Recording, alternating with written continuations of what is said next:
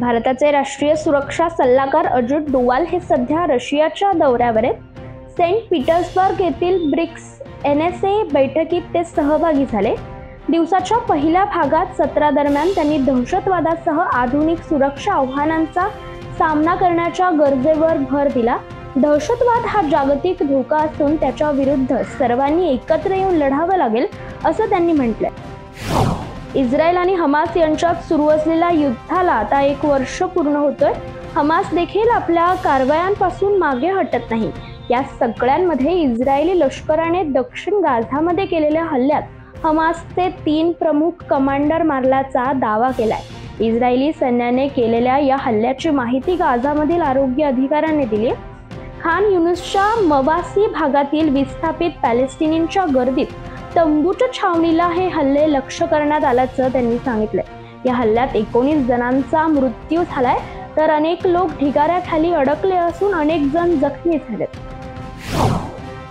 अमेरिकेत नोव्हेंबरमध्ये होणाऱ्या राष्ट्राध्यक्ष पदाच्या डेमोक्रॅटिक पक्षाच्या उमेदवार व विद्यमान उपाध्यक्षा कमला हॅरिस या रिपब्लिकन पक्षाच्या उमेदवार माजी राष्ट्राध्यक्ष डोनाल्ड ट्रम्प यांच्यात बुधवारी राष्ट्राध्यक्ष पदाची डिबेट पार पडली.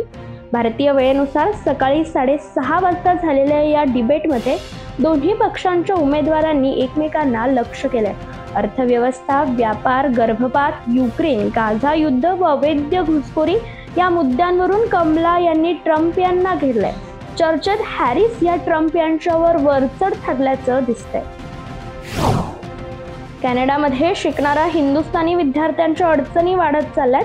कॅनडाने स्टडी परमिटची मंजुरी 50% कमी केली आहे. स्थलांतरित नागरिकांची संख्या कमी करण्यासाठी ट्रुडो सरकारने कडक पावलं उचलली आहेत. त्यामुळे व्हिसा मंजुरीचा स्तर पुन्हा एकदा 2018 आणि 2019च्या पातळीवर नेण्याचा अंदाज आहे. या वर्षीच्या पहिल्या 6 हिंदुस्थानी विद्यार्थ्यांची स्टडी परमिटची मंजुरी निम्म्यावर आली आहे. पाकिस्तानमध्ये बुधवारी भूकंपाचे धक्के बसले. या भूकंपाची तीव्रता 5.8 रेक्टरची होती. नॅशनल सेंटर फॉर सिस्मोलॉजीने याची पुष्टी केली आहे. या भूकंपाचा परिणाम दिल्ली, NCR, चंदीगड जवळपासच्या गावांमध्ये बघायला मिळाला. भूकंपाचं केंद्रबिंदू पाकिस्तान सध्या सांगितलं जात आहे. पाकिस्तानच्या इस्लामाबाद आणि लाहोर या शहरांमध्ये भूकंपाचे हादरे बसलेत. सुदैवाने कुठलाही जीवितहानी झालेली नाहीये. भूकंपानंतर सध्या लोकांमध्ये भीतीचं वातावरण पसरलं. बांगलादेशातील हिंदू दुर्गापूजेच्या तयारीला लागले असताना देखील अजान आणि नमाजाच्या 5 मिनिटे आधी पूजा आणि लाऊडस्पीकर यंत्रणा बंद कराव्यात अशा सूचना तिथल्या मोहम्मद युनूस सरकारने दिल्या आहेत.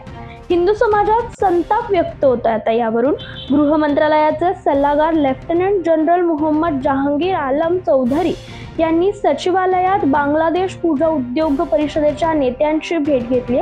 या बैठकीनंतर त्यांनी जाहीर केलेल्या या निर्णयाला विरोध होतो. भारतीय नौसेना दलाची मोठी शक्ती मिळाली आहे. INS मालप आणि INS मुल्की या पाणबुडी नाशक युद्धनौका यापूर्वीच भारतीय नौदलात दाखल झाल्या. यानंतर आता लष्कराची ताकद आणखीन वाढणार आहे. अमेरिका भारतातला हाय अल्टिट्यूड अँटी सबमरीन वारफेअर म्हणजेच सोनोबॉय पुरवणार आहे.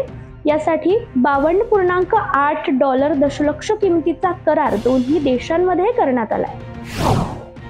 जम्मू काश्मीरच्या उधमपूर जिल्ह्यात लष्कर आणि पोलिसांच्या संयुक्त कारवाईत 2 अतिरेकी मारले गेले. काल रात्री उशिरापर्यंत ही चकमक सुरू होती. आणखी एक अतिरेकी घटनास्थळी असल्याची माहिती लष्करी अधिकाऱ्यांनी दिली. जम्मू काश्मीरमध्ये अनुच्छेद 370 हटविल्यानंतर पहिल्यांदाच विधानसभेची निवडणूक होतीये. गेल्या 6 महिन्यात यशस्वी झालेली दुर्गम जंगलामधील ही पहिलीच मोठी कारवाई आहे. जम्मू काश्मीरमध्ये लवकरच विधानसभा निवडणुका पार पडणार आहेत. याच पार्श्वभूमीवर जम्मू काश्मीरमध्ये सुरक्षेच्या दृष्टीने सुरक्षा यंत्रणांकडून पावले उचलली जातात. पोलीस आणि लष्करांकडून सातत्याने गस्त घालण्याच्या मोहिमा सुरू आहेत. दरम्यान जम्मू काश्मीरमधील कुपवाडा येथे जंगलामध्ये लष्कराला मोठा शस्त्रसाठा मिळालाय. याची माहिती सध्या समोर आली आहे. लष्कराने हा साठा सध्या जप्त केलाय. झारखंडच्या गिरिडीह येथे एका दुर्गा मातेच्या मंदिरासमोर इस्लामिक ध्वज लावण्यात आल्याचा धक्कादायक प्रकार घडलाय। यामुळे या परिसरात तणावाचे वातावरण झालंय। सारिया पोलीस ठाणे परिसरात पोलिसांनी हे प्रकरण हाताळलं गेले। यावेळी इस्लामी ध्वज हटवण्यात आला असून तणावाच्या पार्श्वभूमीवर घटनास्थळी परिसरात सुरक्षा वाढवण्यात आली असून पोलिसांनी परिस्थिती नियंत्रणात आणल्याचं सांगितलं जात आहे।